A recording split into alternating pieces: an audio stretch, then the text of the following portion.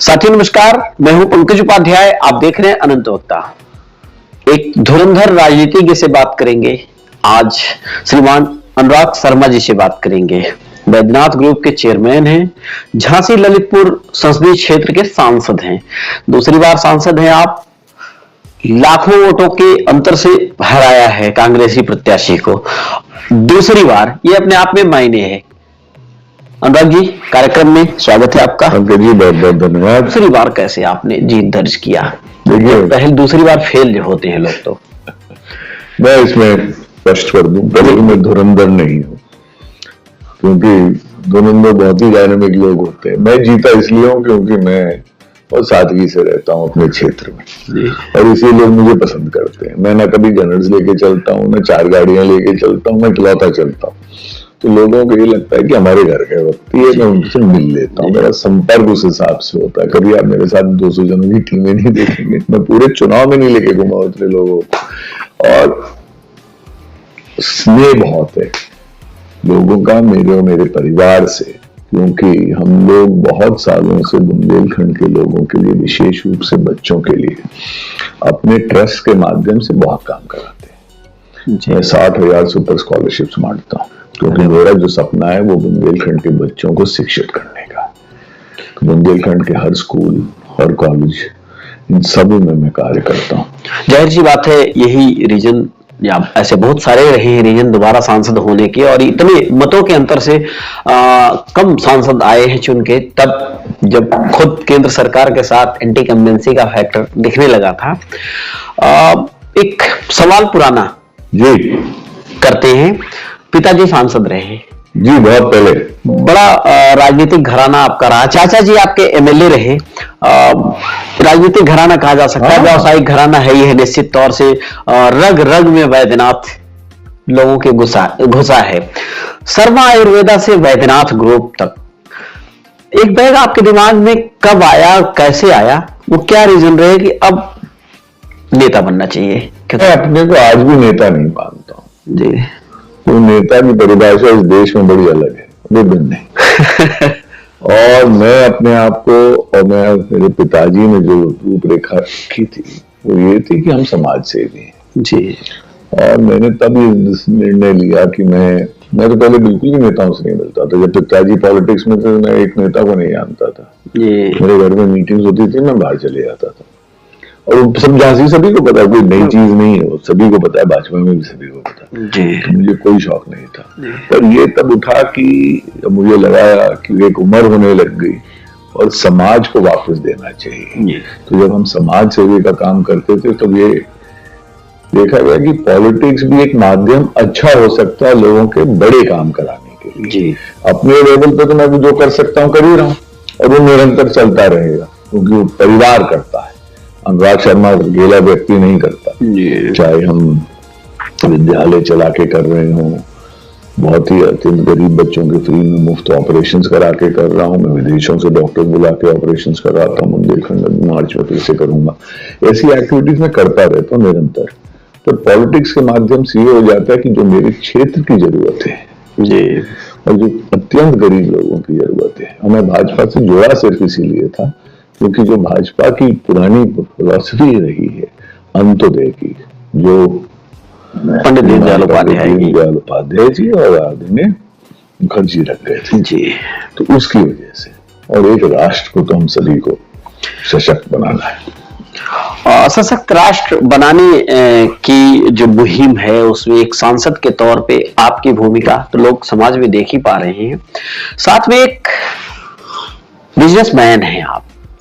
व्यवसाय, राजनीति, घर परिवार, ये सारा कुछ, कभी कोलकाता आपका हेडक्वार्टर है, वहां दिल्ली कनेक्ट करना, संसदीय क्षेत्रों को, ये हैट्रिक सा नहीं लगता? कभी ऐसा नहीं लगता कि सांसद अनायास हो गए, छोड़ दें?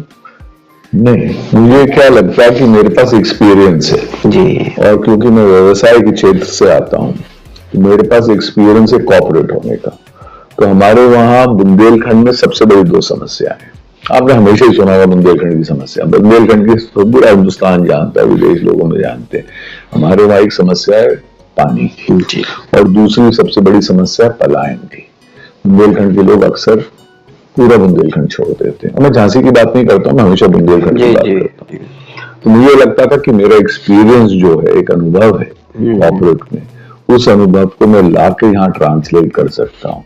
तो मेरे ख्याल से मैं पूरे हिंदुस्तान में एक ऐसा सांसद हूंगा जिसके वहां 1 नहीं, 2 नहीं, 3 इंडस्ट्रियल एरियाज आ रहे हैं। मैं एक डिफेंस कॉरिडोर लेके आ रहा हूँ, मेरा काम शुरू हो चुका। 200,000 एकड़ में डिफेंस कॉरिडोर में कंपनियां जब आना शुरू हो गई हैं। अगले 3-4 साल में वहां पे प्रोडक्शन शुरू कर देंगे। उसके अलावा ललितपुर क्षेत्र में बल्क ड्रग पार्क, हिंदुस्तान में पहला नॉर्थ इंडिया का बल्क ड्रग पार्क। हिंदुस्तान में दवाइयां बहुत बनती हैं और दवाइयों के क्षेत्र से आता है, तो सारी बड़ी कंपनियों को हम लेके ललितपुर जैसे क्षेत्र में जहाँ एक भी उद्योग नहीं लगता, वहां पे भी हम 1800 एकड़ में बल्क ड्रग पार्क लेके बना रहे हैं। इसके अलावा यूपी में आपने नोएडा का नाम सुना होगा, आप लोग दिल्ली के वासी। नोएडा कब बना था? 40 साल से ऊपर हो गए जी। हम नोएडा की तर्ज पे 36,000 एकड़ में झांसी में बुंदेलखंड इंडस्ट्रियल डेवलपमेंट अथॉरिटी लेके आ रहे हैं, जिसमें से हमने 12,000 एकड़ जमीन खरीद ली और 12,000 एकड़ जमीन सरकार के माध्यम से खरीद के सबसे पहले हम वहां पे जो शुरुआत कर रहे हैं वो कर रहे हैं सर्विसेज, हॉस्पिटैलिटी और वेयर हाउसिंग की। उसके अलावा उसको लेके जाएंगे औद्योगिक क्षेत्र में। तो सारी बड़ी कंपनियों को बुंदेलखंड में यहाँ 10,000 करोड़ का निवेश नहीं आता था, हमने माना था टारगेट 1 लाख करोड़ का, और इस बार मैंने टारगेट को बदलवा के साथ सरकार के साथ बैठ के आग्रह करके 4 लाख करोड़ की बात कर रहे हैं, सिर्फ झांसी के बीडा में। वाह, क्या बात है। अनुभव ले आके आ सकते हैं, बाकी सरकार काम करती। जाहिर सी बात है। बुंदेलखंड एक्सप्रेसवे कितनी गति देगा आपके इस प्रोजेक्ट में? बुंदेलखंड एक्सप्रेसवे के साथ जो डिफेंस कॉरिडोर है उसको हम लिंक करने जा रहे हैं जी। उसका थोड़ा सा एक लिंक रह गया था, वो अगले अप्रैल से मैं शुरुआत करवा दूंगा उसकी। अगले 8 महीने के अंदर हम उसको कंप्लीट भी करवा देंगे। फिर हमको बना के देना है दूसरे दोनों पॉइंट्स पे और नए हमको 2 रोड लिंक चाहिए। झांसी की सबसे महत्वपूर्ण चीज ये है कि झांसी एक तरीके से हिंदुस्तान के हृदय में बैठता है। मेरे पास 1 नहीं 6 हाईवेज है, मैं सारी दिशाओं में हाईवे से कनेक्टेड हूँ। और झांसी का एक और सबसे महत्वपूर्ण चीज ये है कि झांसी जहां बीडा लेके आ रहे हैं, वहां नॉर्थ साउथ का हिंदुस्तान का सारा रेलवे का ट्रैक वहीं से निकलता है। बिल्कुल। तो जितनी ट्रेनें साउथ जाती हैं नॉर्थ से, दिल्ली से, सब वाया झांसी जाती है। झांसी एक बहुत बड़ा डिविजनल ऑपरेटिंग है, तो उसमें हमारी 3rd लाइन की हमने पहल करके 3rd लाइन डलवाना शुरू कर दी है। मेरे संसदीय क्षेत्र से जितनी जानी थी वो सब डल चुकी। और दूसरा लखनऊ का जो ट्रैक था वो भी लखनऊ से नॉर्थ के से पहले तो डीजल ट्रैक वो था, अब तो इलेक्ट्रिक कर दिया वाला जी। इलेक्ट्रिक ही नहीं कर दिया, उसको डबल लाइन भी कर दिया। अरे वाह। तो उसमें डबल लाइन भी हो चुका, वो भी चालू हो गया है, करने नहीं जा रहे, हो चुका है। बहुत अच्छी बात है। तो झांसी में इस तरीके के प्रोजेक्ट बड़े पैमाने पर। अच्छा, बुंदेलखंड की बात आप पूरी तरह से करते हैं। बुंदेलखंड तब जब मध्य प्रदेश और उत्तर प्रदेश दोनों का हिस्सा, दोनों को मानता हूं, और दोनों का हिस्सा भी हो, राजनीतिक व्यवस्था में देखा जाए तो राज्य अलग अलग हैं, उनको कैसे मैनेज करते हैं? देखिए, बुंदेलखंड की हमारी भाषा है, हमारा इतिहास है जी। अब आपको पता नहीं, ये बताओ क्यों नहीं बुंदेलखंड के बारे में वेद व्यास पे बुंदेलखंड में थे। बिल्कुल। रामचरितमानस बुंदेलखंड में लिखी है। बिल्कुल। ओरछा का राम मंदिर जो है वो काफी धर्मराव जी। और हमारे पास पन्ना नेशनल पार्क से लेके आप चालू हो जाइए तो शिवपुरी के कोने तक चले जाइए, उधर चंदेरी हमारे सागर है, झांसी है, महोबा है, आला हुदल की कहानियां हैं। तो इन चीजों पर, जैसे मैंने कहा ना, मेरा हमेशा बुंदेलखंड से शौक रहा। तो मैं अपने पिता के नाम से, मेरे पिता को बुंदेलखंड की हर चीज से बहुत प्रेम था, मतलब दीवाने थे जी। तो 30,000 स्क्वायर फुट में मैं एक बुंदेलखंड हेरिटेज इंस्टीट्यूट बना रहा हूँ, और वो मैं खुद नहीं चलाऊंगा, मैं उसको दान में यूनिवर्सिटी को दे रहा हूँ। उसका भी कार्य शुरू हो चुका है, उसकी 1 फ्लोर की बिल्डिंग बन के तैयार हो गई। अब अगले 1 साल के अंदर हम उसको पूर्ण तरह से तैयार कर देंगे।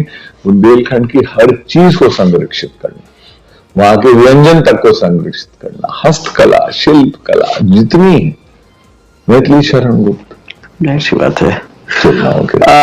आपके बारे में बहुत प्रतिभाएं रही। बिल्कुल। आपकी कंपनी का कितना CSR बुंदेलखंड को देते हैं?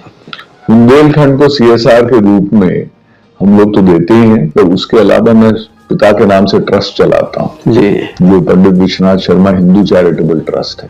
वो कहीं ज्यादा CSR से ज्यादा पैसे खर्च करता है बुंदेलखंड में। बुंदेलखंड के बाहर हम उस ट्रस्ट के माध्यम से कुछ नहीं खर्च करते। निसंदेह आप कारपोरेटर हैं भी, लोगों से तालमेल भी है और व्यापारियों का भी पैसा आप बुंदेलखंड में लगवा देंगे। बुंदेलखंड का सौभाग्य है कि आप जैसा सांसद उसने पाया है, और बुंदेलखंड वासियों के साथ में पूरे देश को। देखिए, मोदी जी का सपना है 2047 तक एक विकसित राष्ट्र बनाने का। विकसित राष्ट्र हिंदुस्तान तब बनेगा जो सबसे आर्थिक रूप से पिछड़े क्षेत्र होंगे। जब तक उनका विकास नहीं होगा तो देश विकसित राष्ट्र नहीं हो सकता। बिल्कुल। तो मोदी जी का जो सपना है विकसित राष्ट्र करने का, वो तभी पूरा होगा जब हम लोग जाके बुंदेलखंड के एक एक छोटे छोटे गांव में काम करेंगे, अपने किसान भाई को, अपने बुंदेलखंड के लोगों को उस मुख्य धारा से विकास के जब तक जोड़ने का काम नहीं करेंगे तब तक बुंदेलखंड विकसित नहीं हो सकता। विकसित भारत राष्ट्र के मार्ग में क्या रोड़ा है?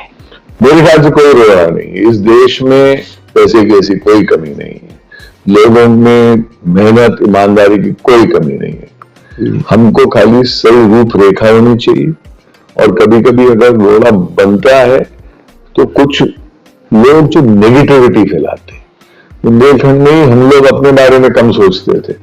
मेरा मानना यह है कि बुंदेलखंड के लोग सर्वश्रेष्ठ हैं दुनिया में। हमारी रानी दुनिया भर में प्रसिद्ध है, हमारे मेजर ध्यानचंद पूरी दुनिया भर में प्रसिद्ध। बिल्कुल बिल्कुल। बुंदेलखंड के लोगों को थोड़ा सा बढ़ावा दो तो हम दुनिया जीतने को तैयार। आज के लिए बस इतना ही। चलिए, ऐसे ही किसी दूसरे कंटेंट में भेंट करेंगे, किसी दूसरे सांसद से, माननीय से बात कराएंगे, उनसे भी जानने की कोशिश करेंगे वो आपके लिए क्या सोचते हैं। बने रहिए, बहुत ध्यान से रहिए। धन्यवाद, नमस्कार। धन्यवाद आप सबका।